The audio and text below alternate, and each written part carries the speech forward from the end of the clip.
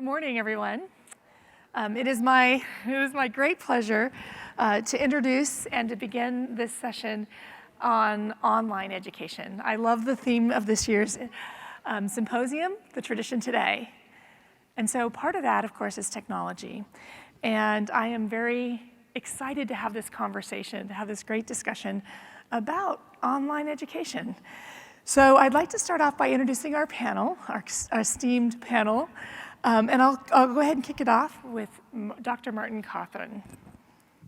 I'm Martin Cawthron. I am a co-founder of Memoria Press and Highlands Latin School, editor of the Classical Teacher magazine, and currently provost of Memoria College, a Great Books Master of Arts program. And there's some other things, but that'll be. Thank you so much. And Joelle, would you like to go next? Good afternoon or morning, everyone. I know, I was doing the same thing. 11:30. My name is Jolie Hodge. I'm one of the founding owners of Classical Academic Press. I helped to start our online school, School A Academy, back in 2014. I've co-authored a couple of logic textbooks that I think are rival Martin's. Anyway, and I've been a K-12 teacher, and I've taught at I was an adjunct professor at the Templeton Honors College for just a little while. So that's a little bit about me. Thank you so much. And then Roger. Yes, I'm Dr. Roger Lamarca, and I am the Vice President of Operations for Great Hearts Online. And my background has been mostly college-level development of online programs and developing systems and processes in order to bring online education to audiences throughout the United States. And then I've had the opportunity to work internationally at a number of different universities in South America and Europe, and develop online programs for international audiences as well.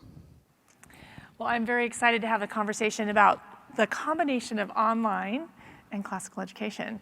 So we started off with a thesis, and I am going to go through here, by our good friend Socrates. So let's go ahead and go to that. And the question really is, if writing and reading of books will implant forgetfulness in our souls, what is the impact of online classical education? And we know that over the time there's been all these phases where technology or the latest invention has been seen as either a threat or as a challenge for this tradition, this rich tradition that we engage in. So the question is, we're in a place today where how do we engage in that piece? So I want to start off with a really easy question. This is the easiest question you're going to get today, I hope, which is why should we offer classical education online? And then what motivates our programs? And of course, what are some things about the design of our programs? So who would like to kick us off? Should we start over here? Why offer classical education online? Because we can, is one answer. And because we need to. I mean, there's some people who, I did mention that I was the founder of the Memoria Press Online Classical Academy as well, 2005, when the technology we had at the time was text chat. Try to do an online program with text chat. But I think, we deal with a lot of homeschool families.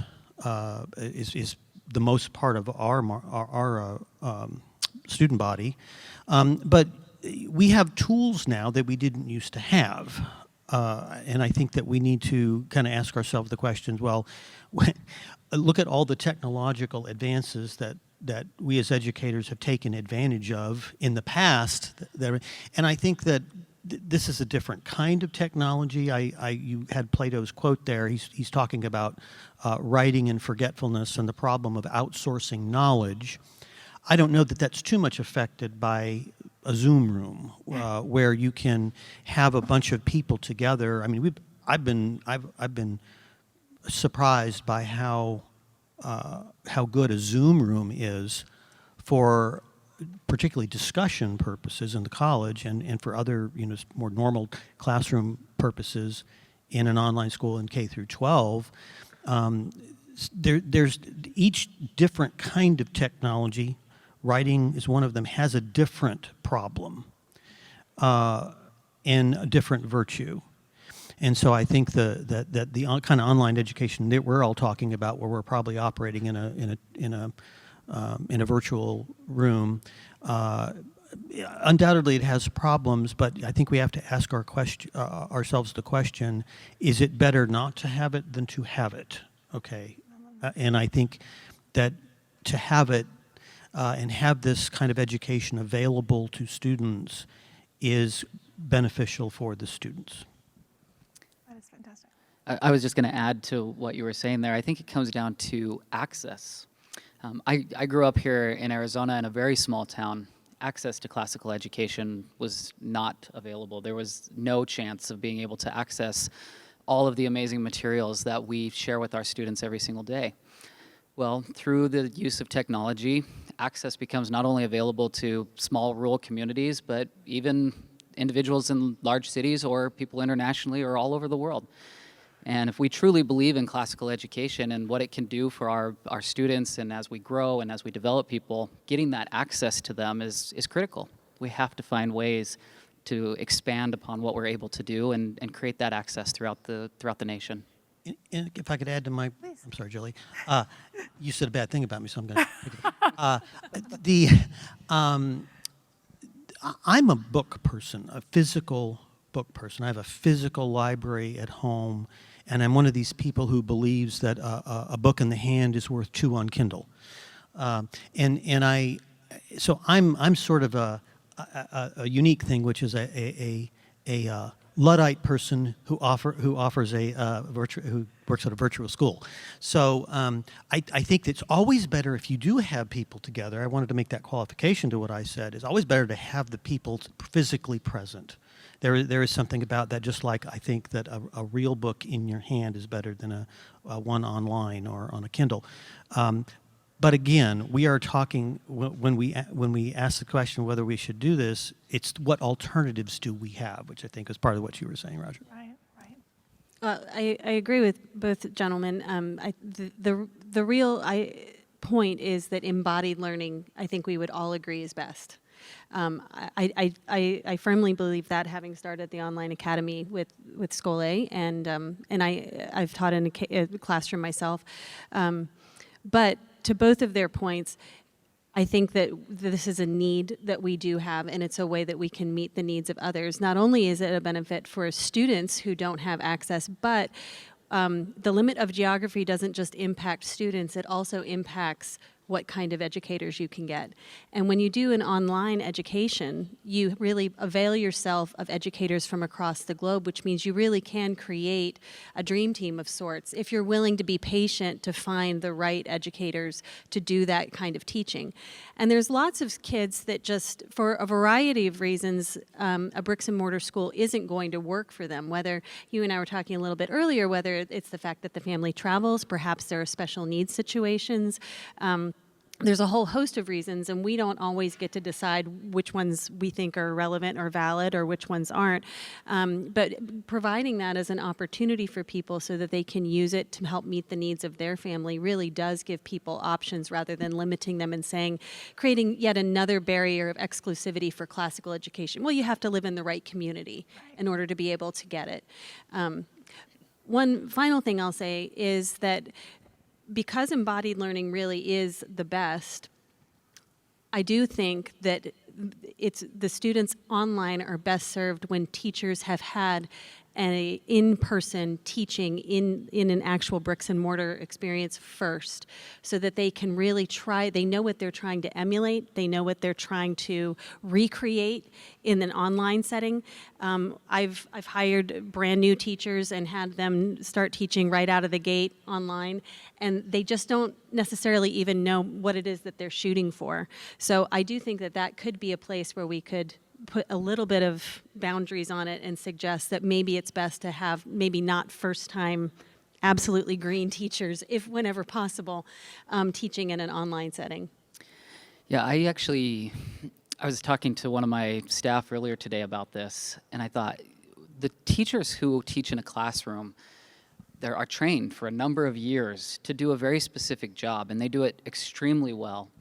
And then when we ask them to move to an online space, we're kind of asking them to do a different job. a very different job. The way we interact, the way we deliver content, the way that we provide feedback, the way we just associate ourselves with the students, it changes, and classroom management changes, and curricular design changes, and all of these things are different. And so finding somebody who can make that transition, one, it's hard, but two, if they have a good understanding of the classical and what's happening in that classroom, it pulls that over. Or the converse, if they have a really strong background in the online, adapting to the classical. Those are both challenging in one form or another, but it's a way to get those teachers get them the right fit so they can move forward. Thank you so much. That is fantastic. And I think it is about choice, right? We're saying that this is another one of our suite of choices for families to engage with. And also, one of the things that you didn't talk about were the idea of microschools or places that they still have that community, right? Is that in conjunction with this environment, right? Right. As Martin said, and it's true of Scolia Academy as well, we primarily serve a homeschooling audience. But a lot of those families, we just got some of our statistics, and we offer sort of a la carte, if you will. You don't have to come and sign up for all of 7th grade. You can just take the logic class if you need that, or just take the math class, that kind of thing. Most of our students are only taking 1 or 2 classes. We do have some that take far more than that, but it's because they're also plugged into homeschool co-ops where they're actually getting a lot of that instruction there as well. So in some cases, it's a supplement. Some people are signing up for the whole thing, but it goes back to choice. Right. It can be a supplement. It can be the whole thing. That's great. Yeah, I think homeschool families, that's always the question, is my son or daughter going to lose the social aspect of education, which is also very critical to the learning and growth of the child. And so a lot of homeschool families are trying to find, who is my community? How do I connect with them? Great Hearts Online, we do that. We do micro schools, try to create community events, pull these students together, give them opportunities to connect and go on field trips and meet their teachers and come to one of our campuses and meet the people around them as well. It becomes a larger community, and we're pulling people from all these places to bring them together rather than all in a classroom. But when they come together, there's excitement and passion, and they've known these people and they've seen them online, and it's amazing to see them in a real life space, and that just creates a lot of community as well. Yeah, we've done that. I know we're mostly talking about K through 8, but we've done that with the college. You know, I was just talking with Andrew Seeley about this. We have our online program, and then in the summer we have a conference. Yeah. So a lot of our students come to attend that. We've also started our tours. We'll be in Oxford next month with a number of our students. So it's nice when you can complement the online experience with the actual real experience. Yeah, I love that. I love that. Well, the next set of questions are going to be challenges for us.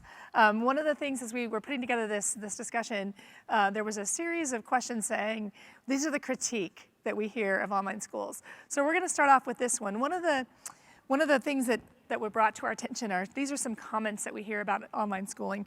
One of them is it doesn't lead to human flourishing. It offends the cardinal virtues. That there's no temperance because of social media, right? There's no justice because of the sort of Twitter culture. There's not a chance to be in that engaged and informed and connected community there. And maybe there's no courage, right? Because the courage, of course, is to be able to stand and support your decision, or to stand up for something that you see is not just, or to engage in that really hard conversation. And so those are some of the critiques. So my question is really, I want to point out the concerns, and then along with that, then how are we protecting the tradition? How are we protecting those things that we say are most important in these online environments? Well, please, I'll yeah. start, I guess. Excuse me. I know that complete asynchronous learning is something that is an option for some, but that is not something that Scolia Academy offers, and we made that decision to not do that. So again, if we're just talking about sort of good, better, best, it might still be a good. I think that gets us a little bit further away from the best, because then I think you do bump into some of those kind of, there's always a screen, there's always a buffer between another real human being, there's no real interaction, those kinds of things. So I'm not trying to negate a decision that somebody else might make, but I think that the further that we get from relational, embodied, real paideia education, then the further that we are going to lose some of those things in degrees, depending on the student and the families and that kind of thing.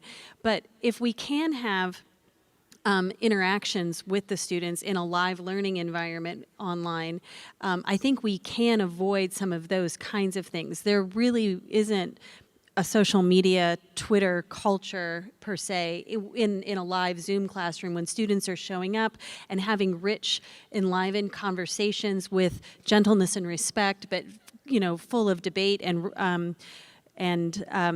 good ideas and bad ideas and questions. There is a lot of that, and then even in the feedback loop from the teachers when we're offering grading or assessment in some way. Something that a very good friend of mine, Christine Perrin, does, and she does this with her students when she's a professor at a college, and she gave me this idea, and we started doing it at School A Academy. When a student turns in a paper, she does not just mark the paper, but she records herself giving the verbal feedback, walking the student through the actual comments that she's putting on the paper, and then providing that back and saying to them, let this be the beginning of a conversation and a dialogue that we can have together. Please feel free to stop by and have a conversation with me to further this. So you can always look for opportunities like that to bridge those gaps and to reach out to the human nature and to cultivate virtue with your students. It's a lot harder to do that completely asynchronous, but I think we can. There are ways to get over some of those hurdles if there's a relational component.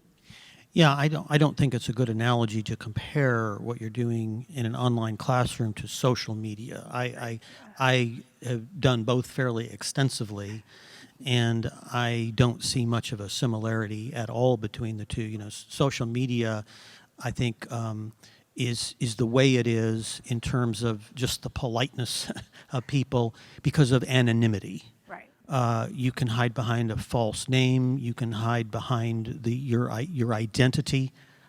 Imagine hiding behind your own identity. How do you do that? But you do it on social media. And so you don't know who the person is. You don't know them as a human being.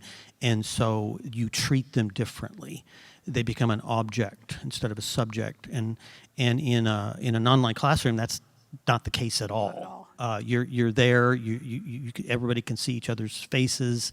You can see them when they smile. You can see them when they frown. It's a completely different thing than social media. So I just don't agree with that analogy at all. Is that a requirement for your school as well, that they must have video turned on? Oh, I thought you were going to ask me if they must smile. If they must smile. Yeah. Say that again. If they must have the video turned on, because that's a requirement that we have. Absolutely. Yeah. I think that's very important in online education is you have to be able to see them because they could be doing anything. They could be not in the room at all. They could be not. So yes, very much so. I think that's a requirement. So let me add to that. We at Great Hearts Online, we have live virtual sessions, and they're required to wear uniforms. They're required to have their videos on. They're required to sit scholarly. They use the same hand signs that we use in our classrooms. It's a very similar experience. However, we have decided recently to, because of choice and access, work on building asynchronous materials for families. And again, it comes back to that idea that we believe in classical education and we want to get that to audiences in the best way possible. And Great Hearts Online is phenomenal at building really great classical materials. And we believe we can do it really well in an asynchronous world. I will not say it is not without its challenges. There are problems we have to solve. There are ways to connect people that have to be done. There are additional discussions that take place in more flexible environments, but also create live components. And building that is a huge problem. At the same time, it's a fun and challenging experience to go through this and make it available. And so we're excited to, in fact, the first asynchronous started just 6 months ago or so. And we have a little over 100 students participating in that program. And over the course of this semester we've been updating and changing and reviewing and making it better, and next year we'll continue to expand those offerings and make it available to more and more students. It is a challenge, but it's one we're excited to take on and find the solutions for.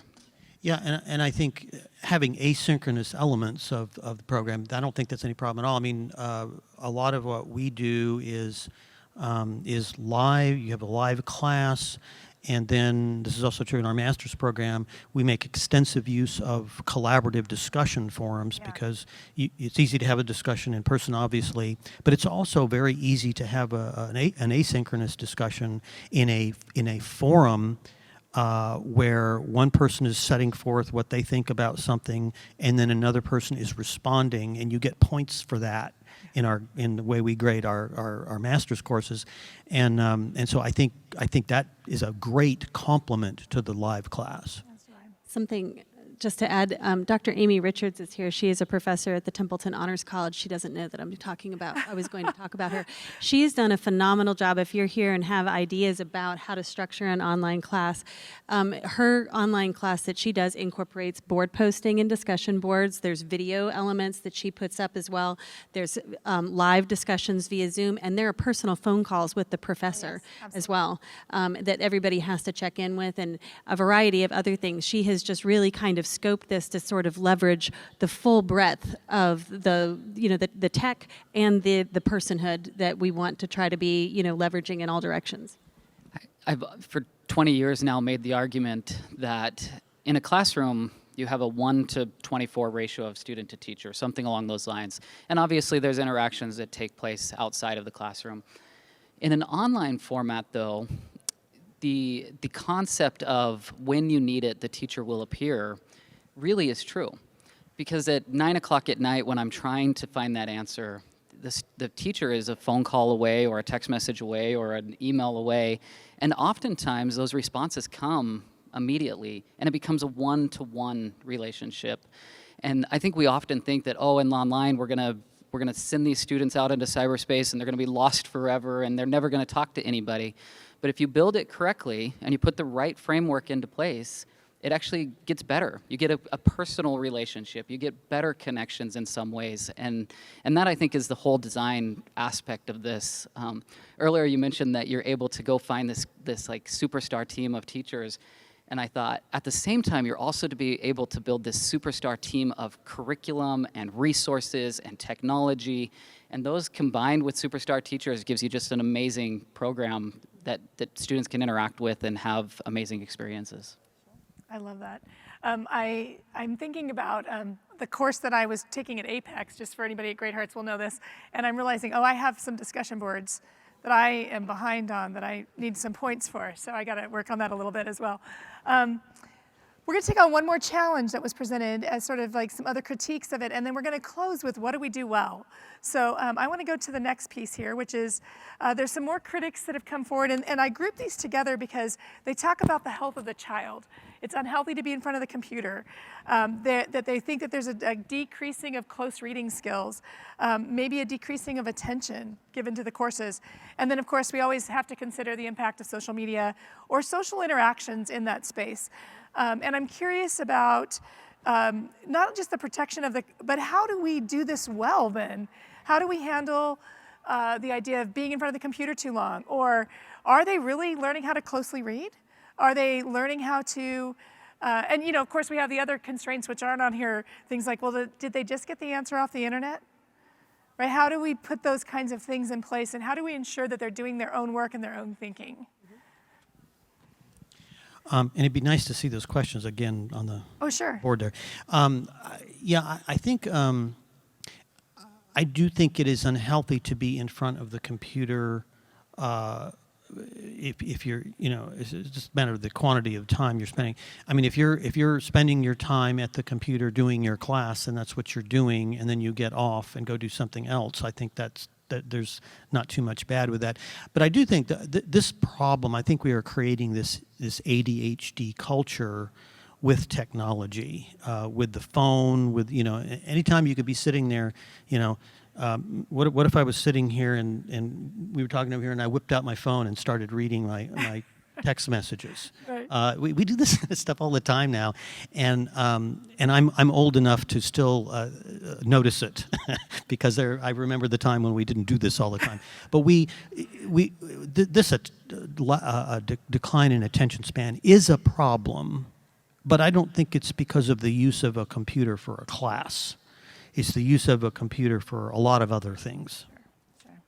I wrote a blog several years ago now, and it was really about the finite commodity that the ability to attend is. So that your ability to attend to something is something that is it's a resource that you have, and it really does diminish with every ping that you hear and every pop-up and every scrolling ad that there comes up, every change in screen that there is, every other sound that's all around you. Your brain can't help but to identify, name, and then try to process what all of these different things are. It is, there's been studies written about it, and it is something that we really do have to guard against.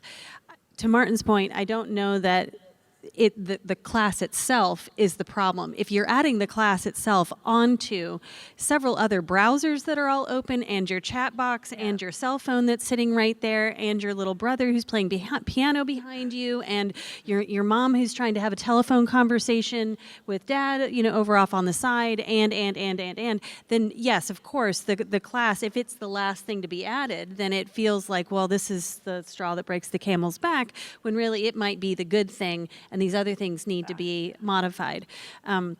For students that I've had in the past, first thing, we turn off the chat features on all of our Zoom calls so that they have to respond verbally. They cannot be chatting. Now, I can't stop them if they're chatting with each other personally, but through text messaging and that kind of thing, but I'm certainly not going to enable it by having chat on. Right. So there's that we turn off.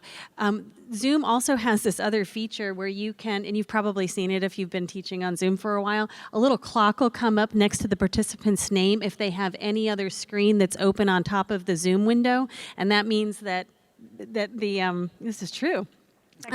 This means that there's something else that it looks like they're looking right at the screen, and they are, but they're on social media or something else. So if you see that popping up, you can be saying, "So Albert, tell me a little bit about what whatever." So they've tried to build some of those things in as well, but we do have to encourage them. And one of the other things that I encourage students to do is create an alternative user on your computer that doesn't have, you can kind of streamline what apps are going to be available to, so you can have a guest user that you can log into your computer. It doesn't have to have access to all of your personal files.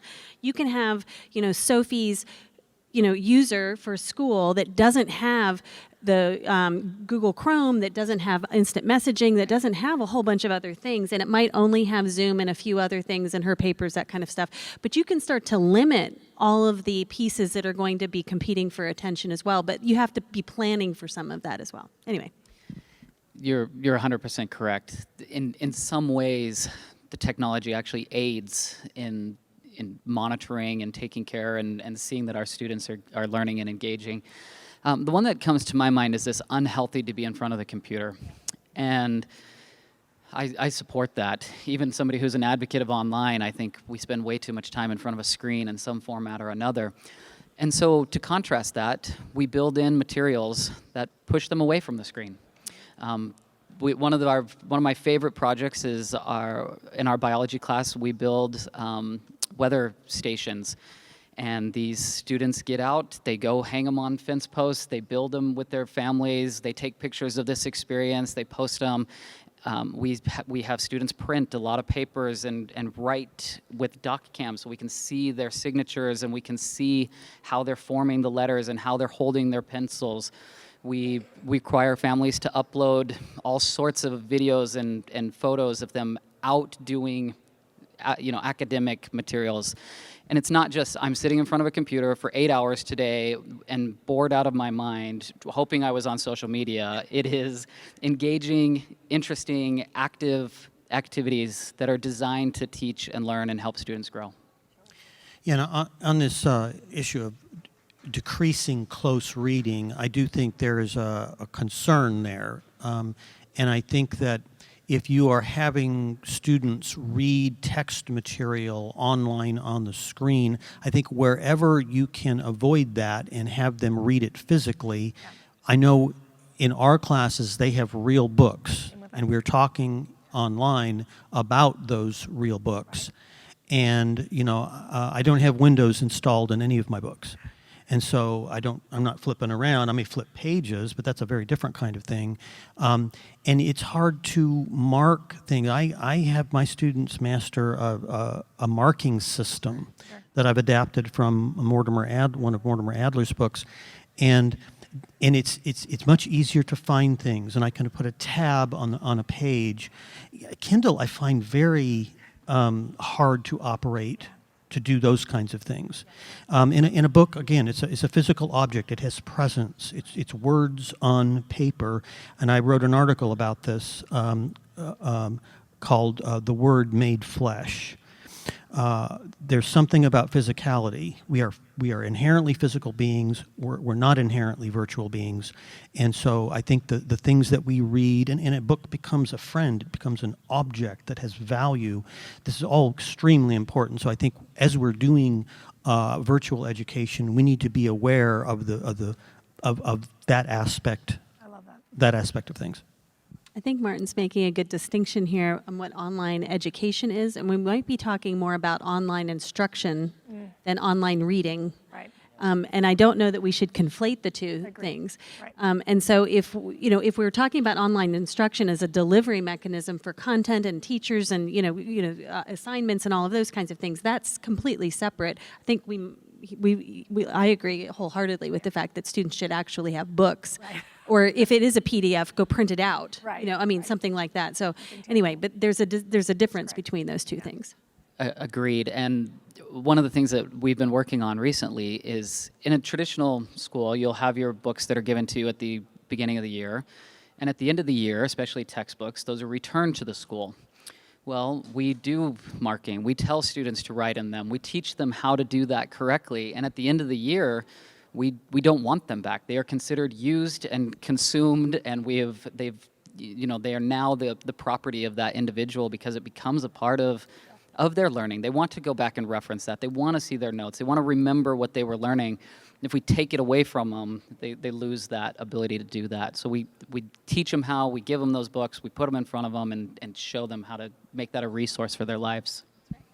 I'm going to move us to our last question, and then I'm going to only let you say 2 things each. So I know it's going to restrict you because I do want to open it up to questions. So the last question really is, what can let me get to my little slide here. What are the advantages of an online education? Because there could be some things that are really good about it, right? That allow us, and we've talked about a few of those, like access. Is there 1 or 2 things that you would say, this has been an advantage? Or maybe it was even a surprise, like you walked into a class and were like, oh, I didn't anticipate this, right? I didn't anticipate this, right? Well, I'll say that I guess this is obvious, but you have a teacher who you can study under virtually that you couldn't study under if you had to do it physically because you're not in the same physical location. Okay, that's the obvious thing. The other thing is you can attract instructors into your program who don't have to move. And if, in a program like our master's program where they're just teaching maybe an individual class, they don't have to quit their day jobs.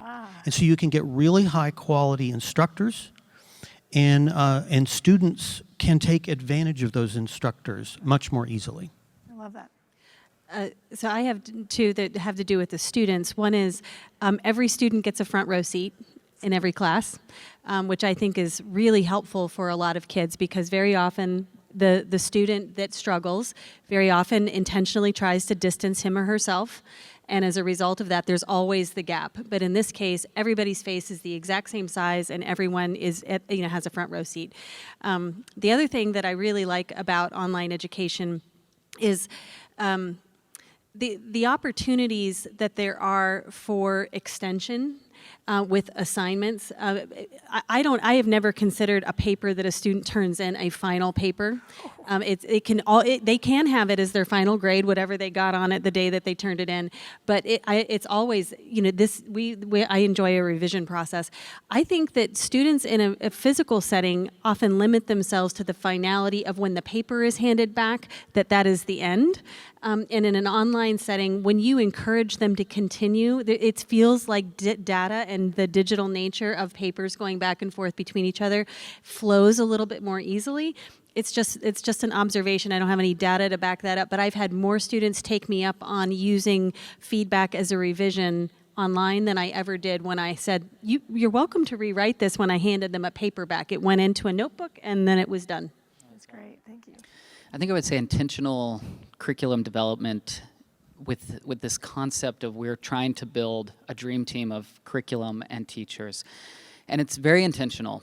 Online instruction, most of it takes place prior to anybody walking into a Zoom classroom. You're developing materials, you're finding the resources, you're understanding everything that's going to take place in that. You're building these modules, you're building it into LMSs, learning management systems. And that is a process that takes months, who have content matter experts who are very skilled, who are utilizing all of these different resources. And when you're done, you have a very well thought out product that in theory should be the very best of what we could do on that topic that day. And that's great. Every single day in your classroom, you're getting the very best that you can get. And if it's not, you go back and you adjust it and you change it and you revise it and you get it better the next time you do it. So that continual development and progression of creating curricular classes in an online space. Could I add one more very quickly? Yes, you can, yeah. The ability to record. Oh, yes. The ability to record a session so a student who misses doesn't actually miss. Yeah, imagine, right? Like that's, I think for substitutes too, it's such a deal. Jolie was talking about revising. I hate revising. I'm more than anything else I've done, I'm a writer. I hate revising my own writing. Why would I ask a student to do that? If it's a writing class, I would say great. But if you ask them to do that on everything, I learned how to write because I was an editorials editor on a daily University of California newspaper, and we had two guys, and Tracy Strube would go write his version of the editorial for that day. We had two editorials every day, and then I would write mine. We would switch chairs, we'd edit, and it was gone. And that's how I learned how to write. That's great. Quickly. That's great. Daily. Daily. Yeah. So I love we'll it. talk about that more. I do want to open it up. I know we have a mic down here. If anybody has any questions, we would love, love, love to have you do that. I'll add one other thing that we've been surprised with. The intimacy of this SPED environment for our students.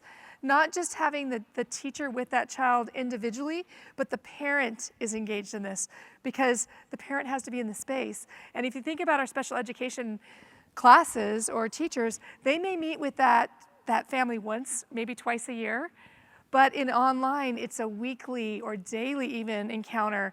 And so we find that our parents and our scholars and our teachers are all on the same page in a surprising way. And that's been a beautiful win, I think, in our space. Please, please. Thank you all.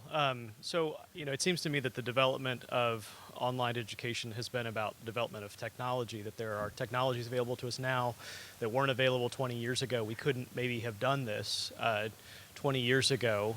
So there's a great extent to which, we have a problem, we're able to solve it with technology. What are the problems around education, though, that can't be solved with technology that you sort of established for yourself, for your programs, as these are the limits? We're never going to go past this point because of just the nature of what we're doing. That is a great question. Sort of the rules of engagement. What are the things that we've said, yeah, we could do this. We could have them all go play some game in the middle of nowhere and think that they've, or is there something that you've said, no, we don't cross this line? Is that kind of a summary of your, okay, great.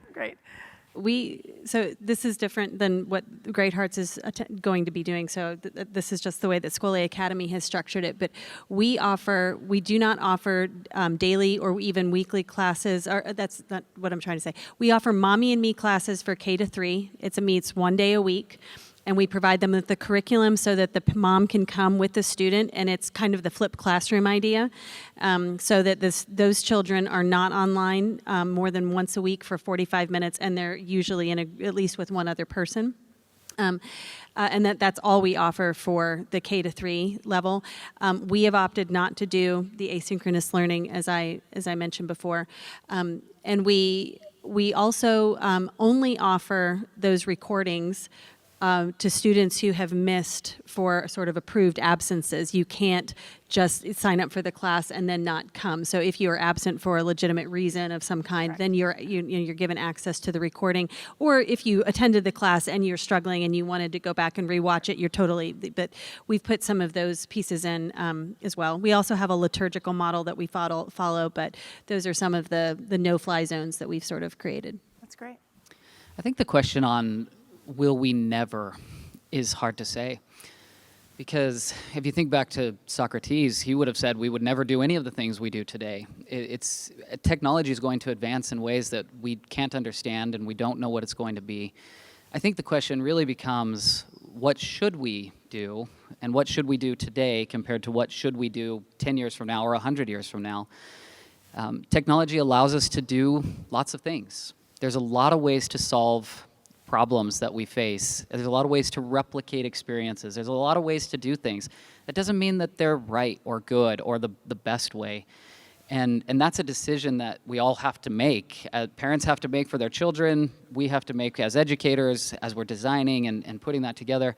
I think it becomes a question of what is the right and best model now. And 10 years from now, as technology develops, maybe that answer is wrong, and what is the right answer then? Because it's going to change. It's going to get more and more lifelike as time goes on.